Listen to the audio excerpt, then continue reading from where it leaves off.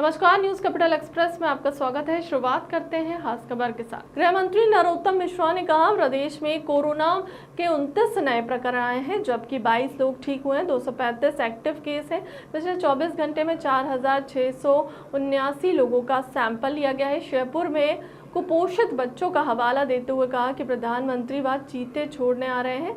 इस पर कहा कि देखिए, यहाँ चीते पूरे हिंदुस्तान में कहीं भी नहीं है और यह देश गौरव की बात है। और यह मध्य प्रदेश में आ रहे हैं। मध्य प्रदेश के लिए गौरव की बात है, देश के गौरव की बात होगी, प्रदेश के लिए सम्मान की बात होगी। और आज यह सीटों पर चित्कार कर रहे हैं। कभी रोहिंग्या ऊपर खामोश रहते हैं और जहाँ देश के करों की बात आती है तो वहाँ उन्हें महान भारत, बमान भारत दिखने लगता है। जो ही देश के गौरव की कोई बात आएगी तो यहाँ अपनी तकलीफ प्रदर्शित करने लगते हैं। संपूर्ण मध्य प्रदेश के अंदर कोरोना के 29 नए प्रकरण आए हैं, जबकि स्वस्थ होकर अपने घरों और गंतव्य की ओर जाने वाले 22 लोग हैं। संपूर्ण प्रदेश के अंदर जो एक्टिव केस अब हैं वो 235 एक्टिव केस प्रदेश के अंदर वर्तमान में प्रचलन में है। सैंपल जो लिया गया है पिछले 24 घंटे में 4689 लोगों का सैंपल लिया गया है। प्रदेश के अंदर जो संक्रमण दर वर्तमान में है वो 0.62 है, जबकि रिकवरी की दर हमारी स्थिर 98.7 बनी हुई है। पुलिसकर्मी कोई भी संक्रमित नहीं है, निरंक है, न एक्टिव है, न वर्तमान में संक्रमित है। पिछले 24 घंटे में जो वैक्सीनेशन हुआ है वो 563 लोगों का वैक्सीनेशन हुआ है।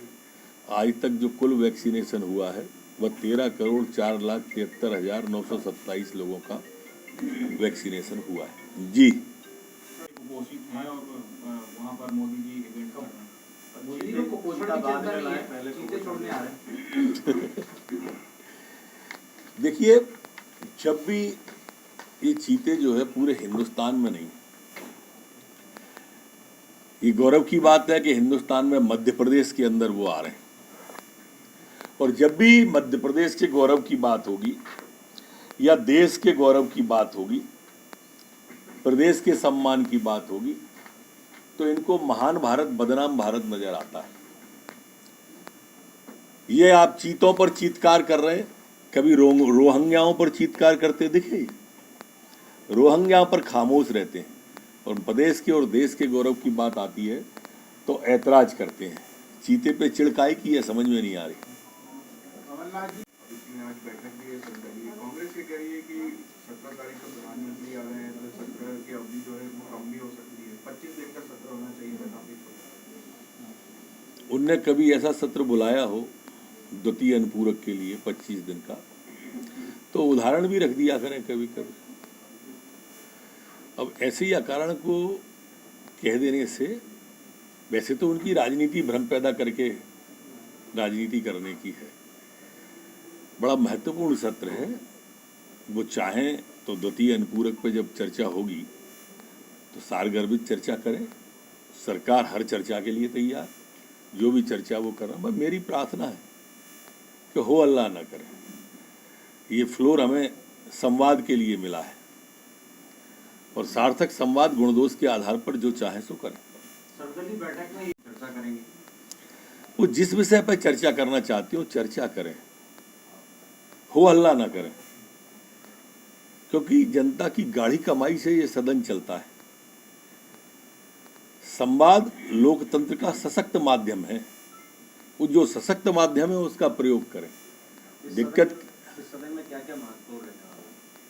द्वितीय अनुपूरक सबसे महत्वपूर्ण है और प्रश्नकाल, शून्यकाल, ध्यानाकर्षण, इन सब के माध्यम से सम्मानित सदस्यगण अपनी बात को रख सकते हैं, जनहितैषी काम को रख सकते हैं, विकास के काम को रख सकते हैं, जन समस्याओं के समाधान पर चर्चा हो सकती है।